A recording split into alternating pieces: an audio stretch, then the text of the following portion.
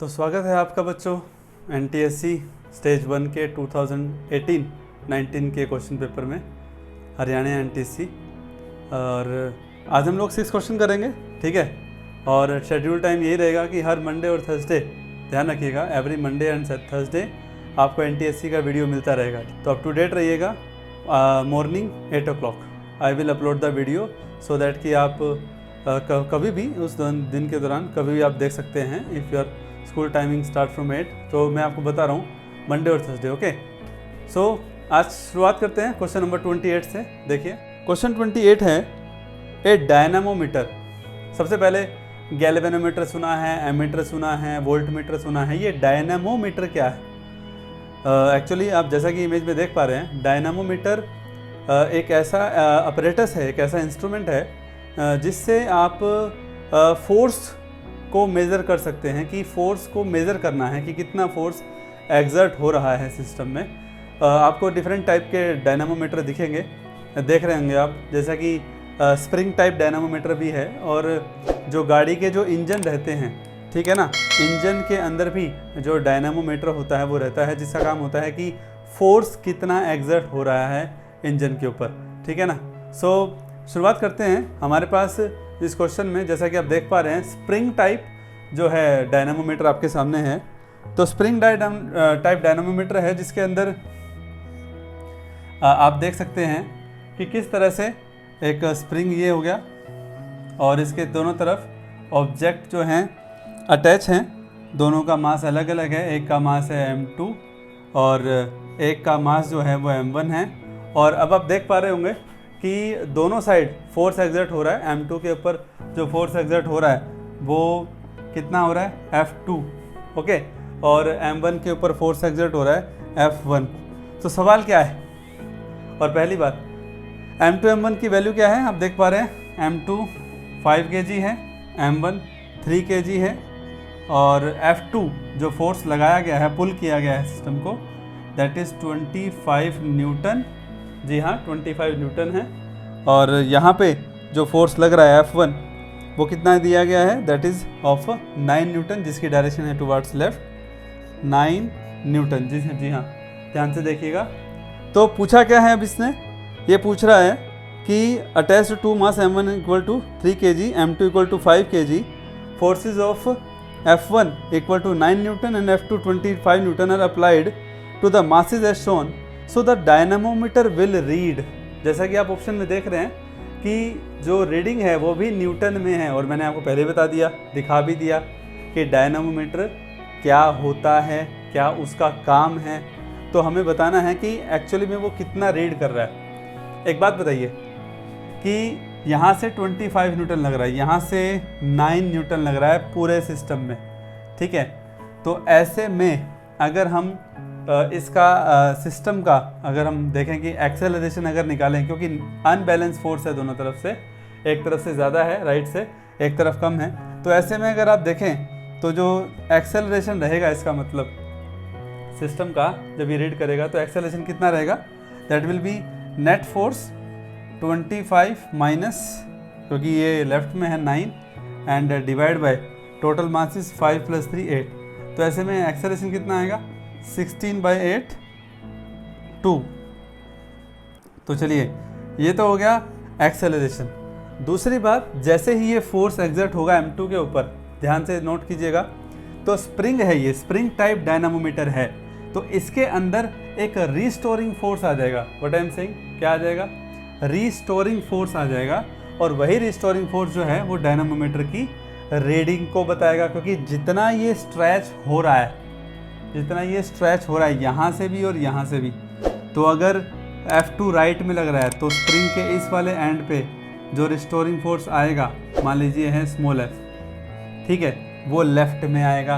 अब लेफ्ट में m1 attach है, जो लेफ्ट में फोर्स लग रहा है F1, तो यहाँ पे जो स्प्रिंग फोर्स आएगा वो राइट में आएगा। अब ये अलग अलग तो होगा नहीं कि एक ही स्प्रिंग में अलग अलग एंड पे दो अलग अलग मास के ऑब्जेक्ट अगर अटैच हैं, तो अगर आप ये सोच लें कि नहीं ठीक है दोनों में अलग अलग जो है दोनों एंड पे फोर्स आएगा, तो ऐसा नहीं होता है, ठीक है ना।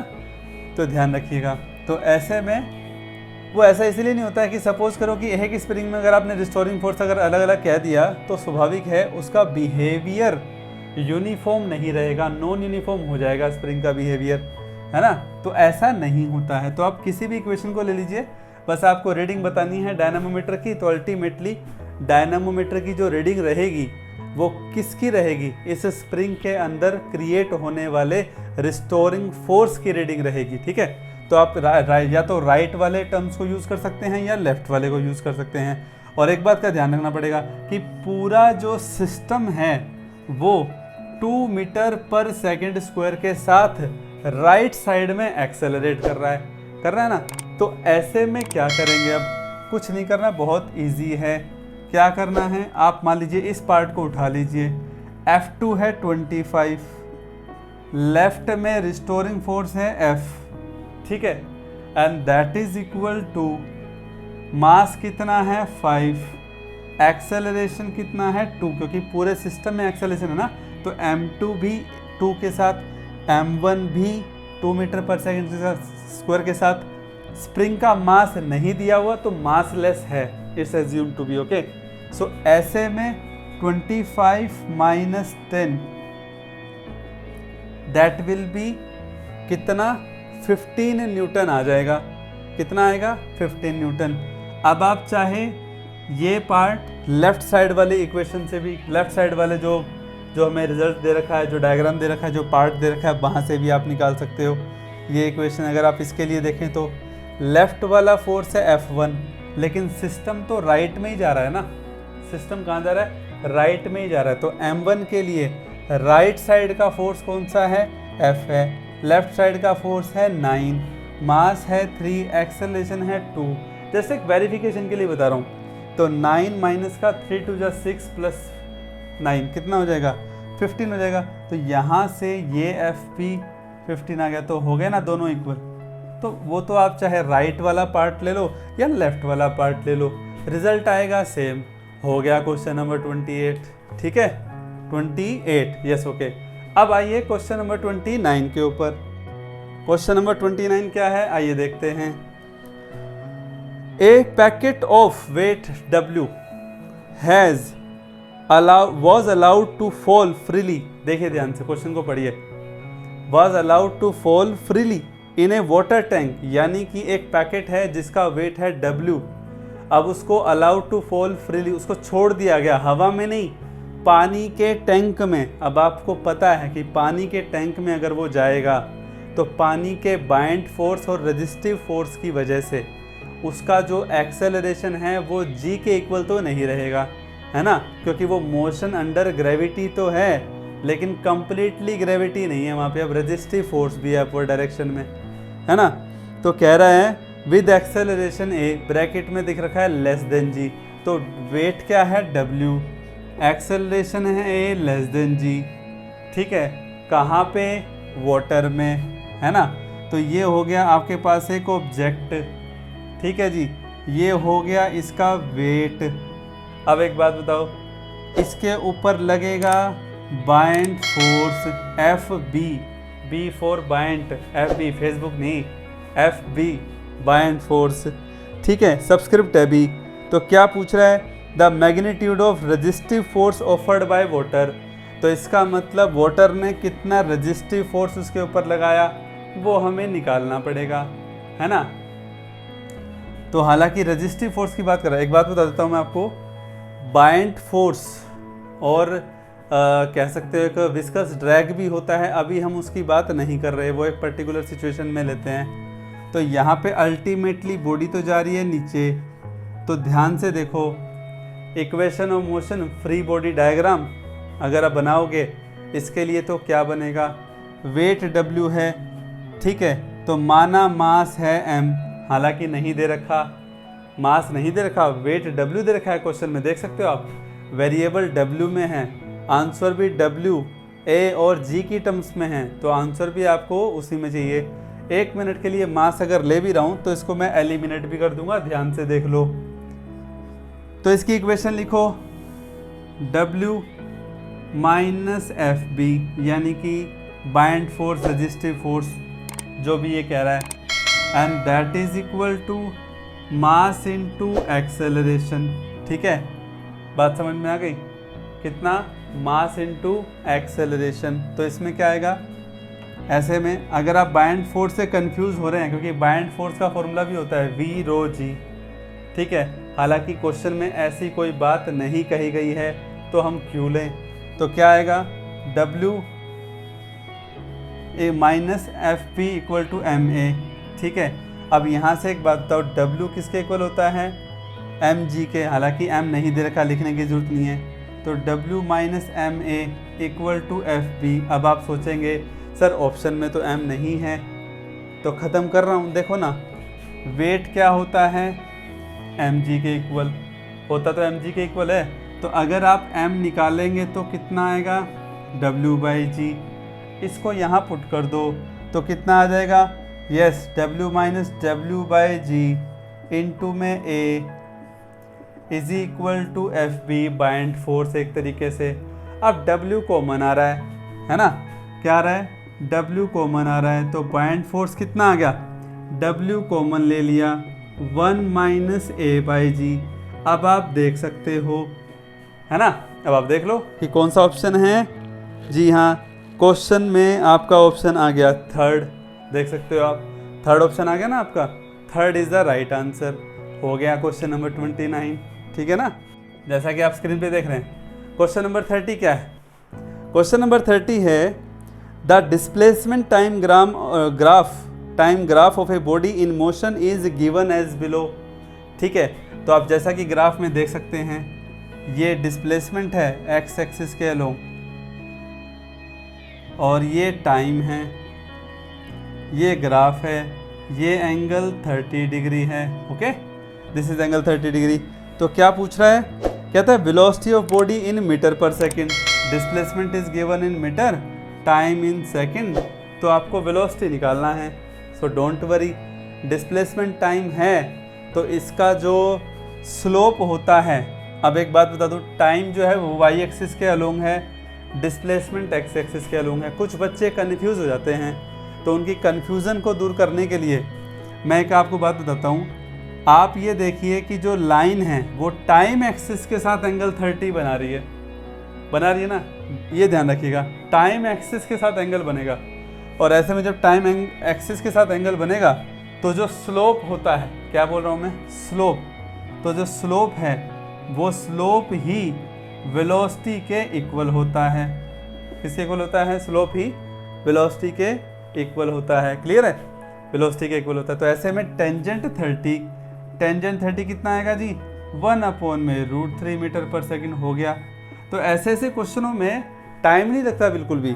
अगर आपको क्वेश्चन में एक क्वेश्चन ने ज़्यादा टाइम लगा लिया, हालांकि आपको ज़्यादा टाइम नहीं लगाना है इतना भी, लेकिन अगर ज़्यादा टाइम लगा रहा है तो आप देखते हैं कि नेक्स्ट क्वेश्चन में वो टाइम कंपनसेट हो जाता है। इसी तरह से मिले जुले क्वेश्चन आते हैं, और हर पार्ट में, ना सिर्फ फिजिक्स में बल्कि हर पार्ट में। ठीक है ना? ओके, क्वेश्चन नंबर 31 में क्या है? V square dash S, V square S, ध्यान से सुनिएगा, graph of moving body in straight line is as shown in figure V square dash S. हालांकि आपको ग्राफ में दे रखा होगा, यहाँ पे देख सकते हैं आप कि जो ग्राफ बना हुआ है, ये वेलोसिटी, ये डिस्प्लेसमेंट, ग्राफ की शुरुआत यहाँ से स्ट्रेट लाइन है। जी हाँ, स्ट्रेट लाइन है। तो सवाल क्या है देखते हैं। Is as shown in figure which one among the following is not true. इनमें से कौन सा ऑप्शन सही नहीं है? देखिए पहला ऑप्शन देखिए, फर्स्ट ऑप्शन क्या है? फर्स्ट ऑप्शन है मोशन इज यूनिफॉर्मली एक्सेलरेटेड। क्या ये यूनिफॉर्मली एक्सेलरेटेड है? वेलोसिटी वर्सेस डिस्प्लेसमेंट, क्या कहेंगे? ऐसा कब हो सकता है? हाँ, ग्राफ किसके बीच में कहा? वी स्क्वायर वर्सेस एस को रिप्रेजेंट कर रहा है ये। तो क्या आपको याद आ रहा है? कुछ याद आ रहा है? कुछ मैच हो रहा है वी स्क्वायर वर्सेस एस में? नहीं मैच हो रहा है तो प्लीज़ ध्यान दें, इस इक्वेशन को याद रखें, V square minus U square equal to 2as। जी हाँ, स्ट्रेट लाइन तभी आता है, देख सकते हैं लेफ्ट में वी स्क्वायर है, राइट में एस है। जी हाँ, तो ऐसे में V square directly proportional to S तभी हो सकता है जब एक्सेलरेशन कांस्टेंट होगा। जब एक्सेलरेशन क्या होगा? कांस्टेंट होगा। तो क्या एक्सेलरेशन कांस्टेंट नहीं है? एक्सेलरेशन कांस्टेंट है। तो फर्स्ट ऑप्शन सही है। इसने पूछा कौन सा ट्रू नहीं है, तो फर्स्ट तो ट्रू है। अब आइए सेकंड पे, corresponding S T graph will be parabola. S बोले तो डिस्प्लेसमेंट, टाइम बोले तो टी बोले तो टाइम, तो डिस्प्लेसमेंट टाइम ग्राफ पैराबोला होगा। याद करिए यूनिफॉर्म एक्सेलरेशन है, ये तो पता लग गया इस ग्राफ से। अगर आपको इसके corresponding displacement versus time graph बनाना है तो क्या वो पैराबोला होगा? आइए इक्वेशन एक और यूज़ करते हैं। डिस्प्लेसमेंट टाइम के लिए कौन सी इक्वेशन यूज़ करें? एक्सेलरेशन आपको दे रखा हो तो याद है क्या कुछ? मैं बता देता हूँ, S equal to U T plus half A T square. देखिए ध्यान से, ये डिस्प्लेसमेंट है और राइट साइड की highest power of time degree जो है टाइम स्क्वायर है, टाइम स्क्वायर के साथ ए एक्सेलरेशन है, कांस्टेंट है, और एस और टी के बीच का ग्राफ कैसा होगा मैं आपको ग्राफ में पहले भी बता चुका हूँ। ध्यान रखिए बच्चों, जिनको नहीं भी मालूम, लेफ्ट में S raised to power 1, right में highest power of T raised to power 2, तो इसका मतलब क्या होगा? इसका मतलब shape of line will be a parabola, बिल्कुल डेफिनेटली। तो ग्राफ कैसा होगा? पैराबोलिक ग्राफ होगा। ये डेफिनेटली इस बात से पता लग गया। तो एस और टी के बीच में ग्राफ होगा पैराबोलिक ग्राफ। तो इसका मतलब सेकंड ऑप्शन भी सही है, is true. Third, initial velocity of particle is 0। Initial velocity यानी कि u। अब एक बात बताइए, ये ग्राफ किसके बीच में है? v और s के बीच में। ग्राफ की शुरुआत कहाँ से हो रही है? 0 से हो रही है कि नॉन जीरो से हो रही है? नॉन जीरो से हो रही है, लेकिन ये कह रहा है कि इनिशियल वेलोसिटी 0 है, तो हम क्या कहेंगे? पकड़ में आ गया, पकड़ में आ गया। क्या पकड़ में आ गया? Third point is not true. तो इसका आंसर क्या है? Third option. ठीक है, थर्ड ऑप्शन में कहा गया है कि वेलोसिटी 0 है इनिशियल। हमने कहा नहीं, क्योंकि इनिशियल वेलोसिटी की शुरुआत 0 से नहीं हो रही, समथिंग कुछ ना कुछ वैल्यू से हो रही है। तो this is question number 31। Okay, question number 32 क्या है? The velocity of sound wave in a given medium is v। ध्यान से सुनिएगा, velocity of sound wave in a given medium is v when its frequency is a nu. Velocity यानी कि speed v, frequency nu, किसकी? Sound wave की। किसमें? किसी medium में। The velocity when frequency changes to 5 mu, 5 new, not mu, 5 new. यानी कि बताइए कि अगर फ्रीक्वेंसी 5 टाइम्स हो जाए पहले वाले का, तो वेलोसिटी क्या होगी? 5v v/5, 25v या v। तो एक इम्पोर्टेंट बात है, ध्यान से सुन लीजिएगा, समझ लीजिएगा। जब भी साउंड वेव हो या लाइट के बारे में भी हो, दोनों के बारे में बता देता हूँ, फ्रीक्वेंसी चेंज नहीं होती, वेवलेंथ चेंज होती है। What I am saying, frequency पर डिपेंड नहीं करेगा। किस पे चेंज करेगा? वेलोसिटी। वेलोसिटी किस पे डिपेंड करेगा? वेवलेंथ के ऊपर। क्लियर है? ध्यान रखिएगा। तो इसे फ्रीक्वेंसी डबल कर लो, ट्रिपल कर लो, 5 न्यू कर लो, 6 न्यू कर लो, velocity of sound will remain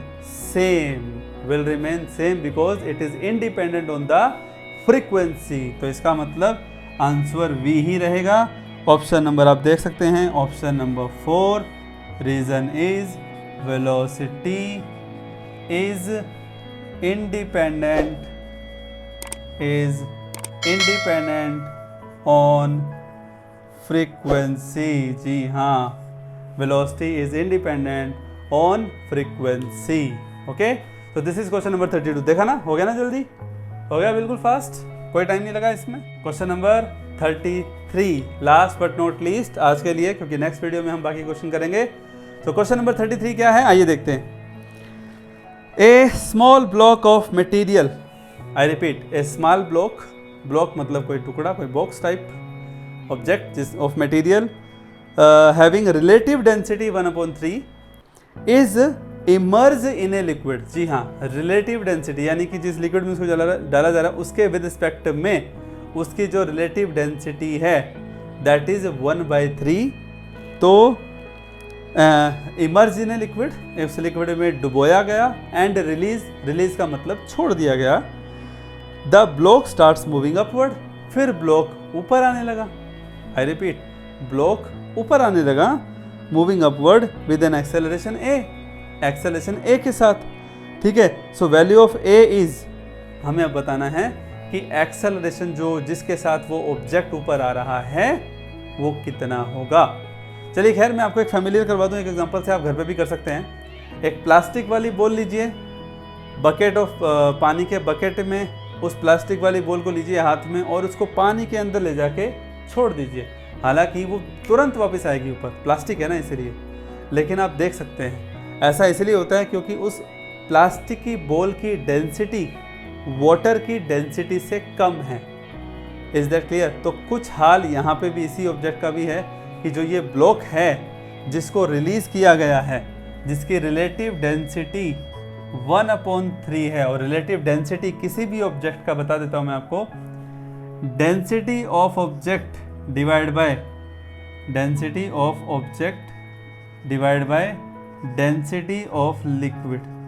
तो हम एक काम करते हैं, मान लेते हैं कि लिक्विड की डेंसिटी है रो, क्या है रो, तो ऑब्जेक्ट की डेंसिटी क्या आ जाएगी, ऑब्जेक्ट की डेंसिटी क्या आ जाएगी, रो बाय 3। इसको हमने रो मान लिया ना, लिक्विड की डेंसिटी को क्या मान लिया, रो, लेट रो, है ना, तो क्या आ जाएगा रो बाय 3। अब क्या कह रहा है, कह रहा है कि ये ब्लॉक ऊपर की तरफ आ रहा है विद एन एक्सेलरेशन ए। अब आप फैमिलियर हैं कि मैं आपके सामने ये डायग्राम बना रहा हूँ, ध्यान से देखिएगा। इसमें क्या हो रहा है, जो ब्लॉक है उसका है वेट W नीचे, बाइंड फोर्स है ऊपर, अब वो ऊपर आ रहा है एक्सेलरेशन ए के साथ, तो हमें वही निकालना है। ठीक है, कैसे निकालेंगे, equation of motion FPD free body diagram, क्या बनेगा FP, क्योंकि बॉडी की मोशन ऊपर की तरफ है, नेट फोर्स की डायरेक्शन भी अपवर्ड होगी, so FP minus W net force equal to mass into acceleration. जी हाँ, मास इंटू एक्सेलरेशन। अब क्वेश्चन में क्या दिया हुआ है, वेट, बॉडी का वेट नहीं मालूम हमें, ठीक है, बाइंड फोर्स ये भी नहीं मालूम, हमें तो एक्सेलरेशन निकालना है। अब क्या करें, कैसे करें, कोई बात नहीं, सॉल्यूशन है हमारे पास।